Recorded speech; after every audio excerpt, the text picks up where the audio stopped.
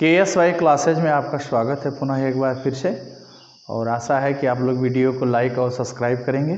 निवेदन है कि आप लोग ऐसा करें। पिछली वीडियो में हमने अलंकार के बारे में बताया था और अलंकार में हमने सबसे पहले बताया था आपको शब्दालंकार। शब्दालंकार और शब्दालंकार के भेद मैंने बता दिया था। अब आगे की वीडियो में हम जो है आपको बता रहे हैं अर्थालंकार। जैसा कि आप जान चुके हैं कि अर्थालंकार जहाँ काव्य में जहाँ शब्दों के अर्थ के कारण चमत्कार उत्पन्न होता है वहाँ पर अर्थालंकार होता है। अर्थालंकार के भेद आज हम पढ़ेंगे। अर्थालंकार के भेद।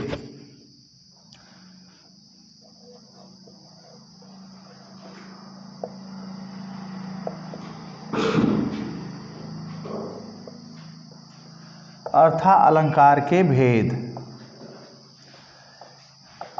अर्थालंकार के जो भेद होते हैं इनको आप पढ़िए। देखिए, सबसे पहले तो आप ये ध्यान में रख लीजिए कि जो हाई स्कूल के विद्यार्थी हैं, इंटरमीडिएट के विद्यार्थी हैं, तो इंटर के लिए थोड़ा सा जो आपका सब्जेक्ट है उसको बढ़ा दिया गया है। अर्थात उसमें अलंकारों अर्थालंकार को इंटरमीडिएट में कई अलंकार दिए हैं, जबकि हाई स्कूल के बच्चों के लिए ये केवल कुछ ही हैं। तो हाई स्कूल के बच्चों के लिए हम जो है पहले ऐसा करते हैं कि हाई स्कूल के स्तर के बच्चों को जो आता है हिंदी में जो अलंकार आता है उनको सबसे पहले हम बता देना चाहते हैं कि भेद तो कई हैं, लेकिन सबसे पहले हाई स्कूल स्तर वालों के लिए हम बताएंगे कौन कौन से भेद हैं और उसके बाद उसकी व्याख्या भी हम करेंगे। तो सबसे पहले हाई स्कूल की परीक्षाओं में जो उसका सिलेबस है उसका सिलेबस यही आता है: उपमा अलंकार और रूपक अलंकार और उत्प्रेक्षा। 3 अलंकार हाई स्कूल के लिए है। उसके बाद इंटरमीडिएट की कक्षाओं के लिए तो ज़्यादा है। तो सबसे पहले हम हाई स्कूल स्तर पे जो आता है उनको बता देते हैं, फिर उसके आगे क्लास जारी रहेगी और हम आपको बताते रहेंगे। तो सबसे पहले हम जो हाई स्कूल के बच्चों के लिए होता है हिंदी के लिए, सबसे पहले हम उसी को बता रहे हैं ताकि आपको ऐसा नहीं है कि इंटरमीडिएट वाले जो इसको नहीं जानेंगे। इंटरमीडिएट के लिए भी है, लेकिन सबसे पहले जो क्रम से हम 3 बताएंगे वो हाई स्कूल के लिए ज़रूरी होता है और उनके सिलेबस में है। इसलिए हम आपको बता रहे हैं सबसे पहले होता है अर्थालंकार के भेद में आता है सबसे पहला जो होता है उपमा। उपमा अलंकार। उपमा अलंकार। उपमा अलंकार सबसे पहले अर्थालंकार के भेद में पहला आता है उपमा अलंकार। उपमा अलंकार क्या होता है? उपमा का मतलब समानता, किसी से समानता या तुलना करना। ठीक है, देखिए इसकी परिभाषा क्या है? समान गुणधर्म के कारण, समान गुणधर्म के कारण जहां एक वस्तु की समान गुणधर्म के कारण जहां एक वस्तु की तुलना या समानता, तुलना या समानता किसी दूसरे वस्तु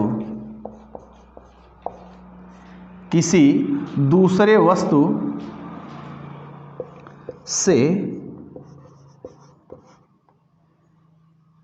की जाती है, वहां उपमा अलंकार होता है।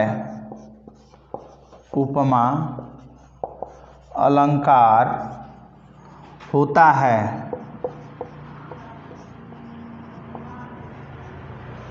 देखिए, उपमा अलंकार समान गुणधर्म के कारण जहां एक वस्तु की तुलना या समानता किसी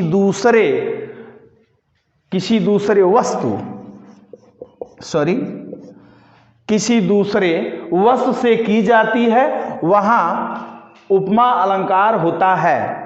उपमा अलंकार की परिभाषा कहते हैं एकदम साधारण तौर से, जहां किसी एक वस्तु की तुलना किसी गुण के कारण या धर्म के कारण, किसी गुण या धर्म के कारण एक वस्तु की तुलना किसी दूसरे वस्तु से की जाए, तुलना की जाए या समानता की जाए, तुलना की जाए या समानता की जाए। जहां काव्य में जहां एक वस्तु की तुलना या समानता किसी दूसरे वस्तु से की जाए, वहां पर कौन सा अलंकार होता है? उपमा अलंकार होता है। कौन सा अलंकार होता है? उपमा अलंकार होता है। और उपमा अलंकार के अंग होते हैं, 4 अंग होते हैं। देखिए, उपमा अलंकार के 4 अंग, उपमा अलंकार के 4 अंग होते हैं।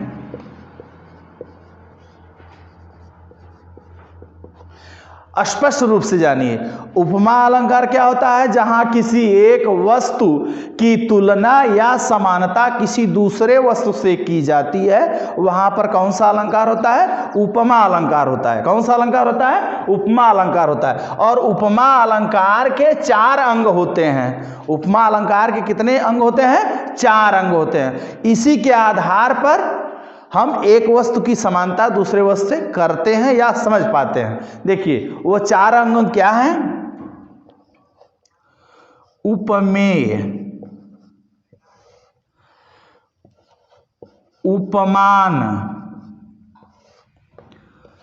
साधारण धर्म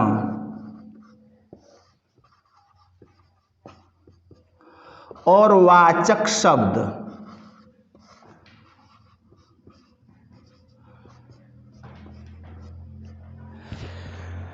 यह उपमा के 4 अंग है। उपमेय, उपमान, साधारण धर्म और वाचक शब्द। उपमेय क्या होता है? उपमेय क्या है? जिस वस्तु की तुलना की जाती है, जो वस्तु जिसकी हम तुलना करते हैं या समानता करते हैं किसी दूसरे वस्तु से, है ना, जो वस्तु प्रस्तुत है हमारे सामने, जिसको हम देख रहे हैं, उसकी तुलना या समानता किसी दूसरे वस्तु से करते हैं जो वस्तु यहाँ पर उपस्थित नहीं है। जब हम किसी वस्तु की तुलना जो हमारे सामने उपस्थित है, प्रस्तुत है, उसकी तुलना या समानता किसी दूसरे वस्तु से करते हैं जो कि वस्तु यहाँ पर उपस्थित नहीं है ना, उसे क्या कहते हैं? उपमेय। क्या कहते हैं? उपमेय। उपमेय किसे कहते हैं? जिस वस्तु की तुलना या समानता की जाती है,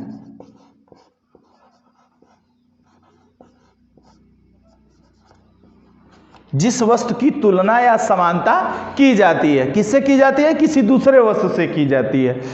फिर से आपको, जिस वस्तु की तुलना या समानता की जाती है या जिस वस्तु का हम वर्णन कर रहे हैं, जिस वस्तु की विशेषता हम बता रहे हैं, किसी दूसरे से तुलना कर रहे हैं, उसे क्या कहते हैं? उपमेय कहते हैं। उसे क्या कहते हैं? उपमेय। उसके बाद दूसरा इसका अंग है, दूसरा अंग क्या है? उपमान। दूसरा अंग इसका है उपमान। उपमान क्या होता है? अब जिस वस्तु की तुलना, जो वस्तु उपस्थित है हमारे पास, प्रस्तुत है, उसकी तुलना जब हम किसी दूसरे वस्तु से करते हैं जो वस्तु यहाँ पर प्रस्तुत नहीं है, तो वहां पर क्या होता है? उसको क्या कहते हैं? उपमान कहते हैं। जैसे देख लीजिए, पहले आप इसको लिख लीजिए कि जिस वस्तु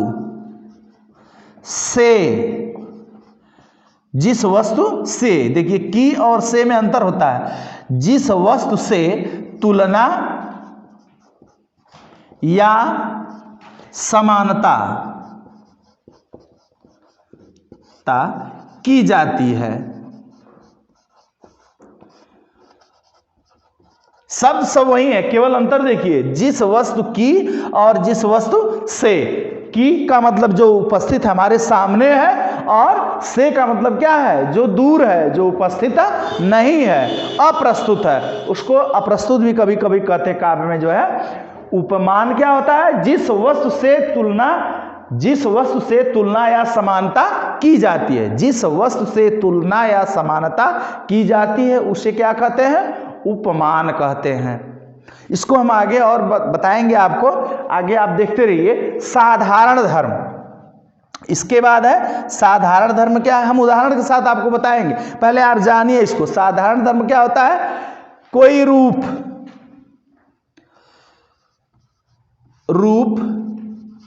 गुण कोई है, भाव है या क्रिया है, ये होता है साधारण धर्म। साधारण धर्म का मतलब कि ये जो गुण होते हैं वो दोनों के होते हैं, जिसकी तुलना हम करते हैं और जिससे तुलना करते हैं, ये होते हैं साधारण धर्म। साधारण धर्म यही होते हैं कि जिस के कारण इसमें उपमेय में और उपमान में समानता या तुलना की जाती है, जिन शब्दों के कारण, उसे क्या कहते हैं? साधारण धर्म कहते हैं। या तो ये रूप में दोनों चीजें एक जैसी होंगी, उपमेय और उपमान एक जैसा होगा, या तो गुण के कारण दोनों एक जैसा होगा, या तो भाव के कारण दोनों एक जैसा होगा, या तो क्रिया के कारण दोनों एक जैसा होगा। तो ये होते हैं साधारण धर्म, जिनके कारण उपमेय और उपमान में समानता की जाती है। इसके बाद है वाचक शब्द। वाचक शब्द क्या होता है? ये जो वाचक शब्द होते हैं वह दोनों के बीच में ये बताते हैं कि किस प्रकार से इनकी तुलना की जाती है। जैसे सा, इव, सो, से,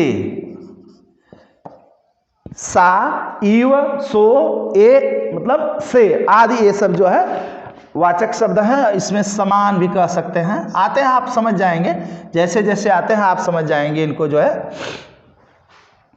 वाचक शब्द क्या होते हैं। ठीक है ना? सा, इसको हम उदाहरण के द्वारा हम फिर से जो है आपको पुनः बता रहे हैं। आगे जो है हम उदाहरण लिखेंगे और उदाहरण के द्वारा आपको जो है पुनः हम इसको विस्तृत रूप से बताते हैं, ताकि जो बच्चे परीक्षा में इन अलंकारों से डरते हैं, जो कि एकदम साधारण चीज़ है और डरने की एकदम ज़रूरत नहीं है। आप देखिए साधारण ढंग से हम जो आपको बता रहे हैं, वीडियो को देखेंगे, आप लाइक करिए, सब्सक्राइब करिए। उसके बाद हम आपको जो है इसी प्रकार से व्याकरण, पूरे व्याकरण को हम जो है आपको हाई स्कूल और इंटरमीडिएट आगे की परीक्षाओं के लिए भी आप जान सकते हैं, कंपटीशन के लिए, लेकिन सबसे ज़रूरी है कि आप जो है सबसे पहले हाई स्कूल और इंटरमीडिएट के जो छात्र हैं, जो अलंकार, रस, छंद, व्याकरण, संधि से डरते हैं, उनके लिए हम जो है एकदम साथ खड़े हैं। देखिए उदाहरण हमने आपको बताया, उपमेय, उपमान, साधारण धर्म और वाचक शब्द। इसको हमने लिखा भी दिया क्या, किसको क्या कहते हैं, कैसे कहते हैं। लेकिन इसको हम सही ढंग से अगर समझेंगे तो उदाहरण के द्वारा ही हम समझ सकते हैं।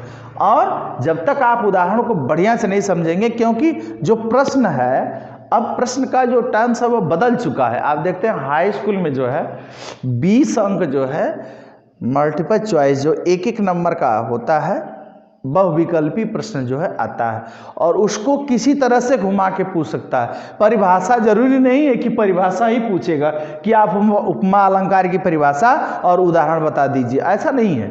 उसमें कुछ भी पूछ सकता है। साधारण धर्म पूछ सकता है कि इसमें कौन सा साधारण धर्म है, क्या वाचक शब्द है, क्या उपमेय है और उपमान क्या है। इसलिए इसकी जानकारी सबसे, मतलब आप ये समझ लीजिए कि एकदम उसके बारे में अधिक से अधिक एकदम सूक्ष्म जानकारी आपको हासिल करना, जिसको कहते हैं सूक्ष्म जानकारी हासिल करना। वह जानकारी जब तक आपको नहीं रहेगी तब तक जो है आप सक्सेस नहीं हो पाएंगे। इसीलिए देखिए आगे चलते हैं। उदाहरण देखिए, हरि पद कोमल, हरि पद कोमल कमल से,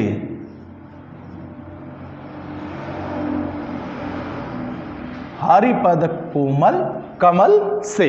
देखिए उदाहरण है, उपमा अलंकार का उदाहरण है हरि पद कोमल कमल से। अब यहां पर देखिए हरिपद, भगवान, हरि का मतलब ईश्वर भगवान, भगवान के जो पैर हैं, है ना, उसकी तुलना या समानता किससे की गई है? हरिपद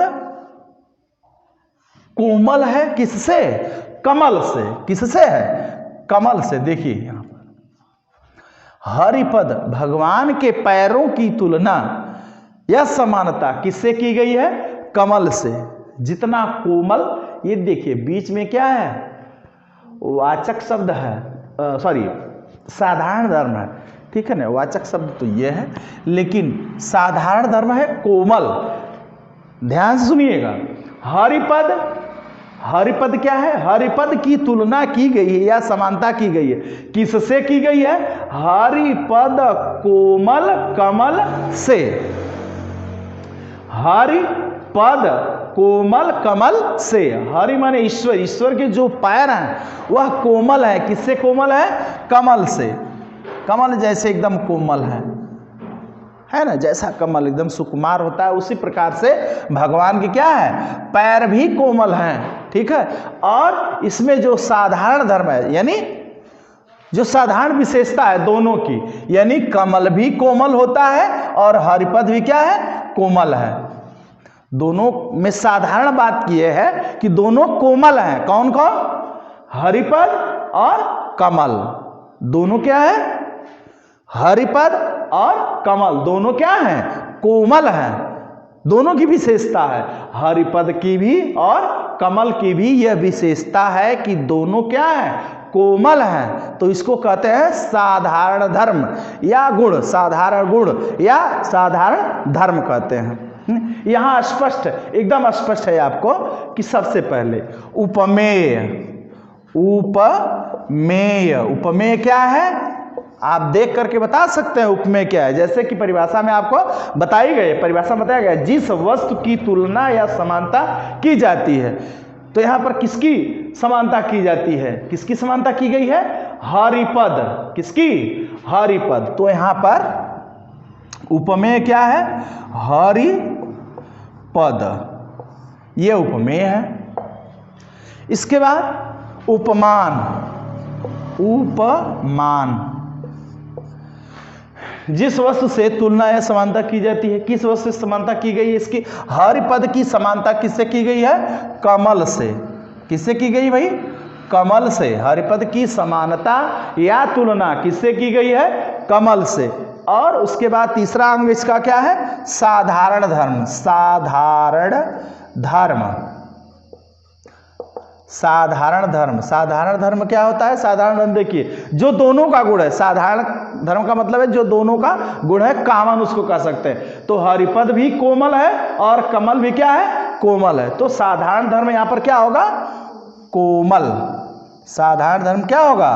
कोमल होगा, ठीक है। उसके बाद है वाचक शब्द। क्या है? वाचक शब्द। तो वाचक शब्द बचा है, आप अपने से ही जान जाएंगे। वाचक शब्द इसमें क्या हो सकता है? से। वाचक शब्द क्या हो सकता है? से। उसमें बताने की आपको जरूरत नहीं है, वाचक शब्द है से, ठीक है। तो ये स्पष्ट रूप से आप जान लीजिए। ये इतना अगर आप इस प्रकार से लिखते हैं हाई स्कूल की परीक्षाओं में, इंटरमीडिएट की परीक्षाओं में, इस प्रकार से उदाहरण दे करके इसको अलग अलग अगर लिख देंगे तो आपका एक भी अंक कटने वाला नहीं है। आपको जितना अंक है उतना अंक आपको मिलने वाला है। ये हाई स्कूल और इंटरमीडिएट के बच्चे जो हैं अगर इस प्रकार से स्पष्ट करके लिख देते हैं तो परिभाषा लिखने के बाद उदाहरण के बाद इसके चारों अंगों को स्पष्ट करेंगे और फिर यहां पर नीचे लिख सकते हैं आप जो है इसके नीचे कि चूंकि चारों अंग पूर्ण है इसलिए यहां पर कौन सा अलंकार है? उपमा अलंकार है। कौन सा अलंकार है? उपमा अलंकार है। अब उपमा अलंकार, अब इसके आगे यहां तक तो हाई स्कूल के बच्चे यहां पर आप लिख सकते हैं, यहां पर उपमा अलंकार है, कभी कभी जो बहुविकल्पी प्रश्न उन प्रश्नों में पूछ देता है कि उपमेय क्या है, ऐसे प्रश्न पूछ देगा और पूछेगा इसमें ये उदाहरण दे देगा और पूछेगा कि इसमें उपमेय क्या है या उपमान क्या है, साधारण धर्म क्या है। तो जब आप जान रहे हैं तो आप बता देंगे कि कौन सा उपमेय है, कौन सा उपमान है, कौन सा साधारण धर्म है। ठीक है। इसके बाद अब इसको आगे बढ़ेंगे। इसमें क्या है, ये तो हाई स्कूल स्तर की बात होती है। इसके बाद जैसे हम ऊपर चलेंगे, आगे बढ़ेंगे, तो क्या होता है कि ये जो 4 अंग हैं, कभी कभी जब आप आगे जाएंगे तो ये जो चारों अंग हैं, इन चारों अंगों में से कोई ना कोई जो है लुप्त होता है। कोई न कोई अंग जो, ये जो 4 अंग है ना, उपमेय, उपमान, साधारण धर्म, वाचक शब्द, इन चारों में से कोई न कोई नहीं होता है, काव्य में नहीं होता है। ठीक है ना, लुप्त होता है, गायब होता है, तो उसको कहते हैं लुप्त उपमान। क्या कहते हैं? लुप्त उपमान। का कारण क्या है कि कोई न कोई, इसके 4 अंगों में से कोई न कोई अंग क्या होता है, गायब होता है। ठीक है। और लुप्त उपमा के बारे में इसकी जरूरत किसको पड़ेगी? इंटरमीडिएट के छात्रों को पड़ेगी, हाई स्कूल के छात्रों को नहीं पड़ेगी, क्योंकि हाई स्कूल का स्तर यहीं तक है। इंटरमीडिएट के छात्रों को पड़ेगी। तो हम अगले वीडियो में पुनः आपसे मिलेंगे। ठीक है ना, अगले वीडियो में पुनः आपसे मिलेंगे। और ये जो उपमा अलंकार है, इसके और भाग होते हैं लुप्त में। लुप्त में, जहाँ उपमेय लुप्त होता है, उपमान लुप्त होता है, या साधारण धर्म लुप्त होता है, वाचक शब्द लुप्त होता है ना। इन चारों में से तो 4 ठो लुप्त होते हैं, अलग अलग कोई न कोई लुप्त होगा। अगले वीडियो में हम फिर से मिलेंगे, आपको इसको आगे बढ़ाते हुए मिलेंगे। तो जय हिंद साथियों, चैनल को आप लाइक और सब्सक्राइब करें। जय हिंद, जय भारत।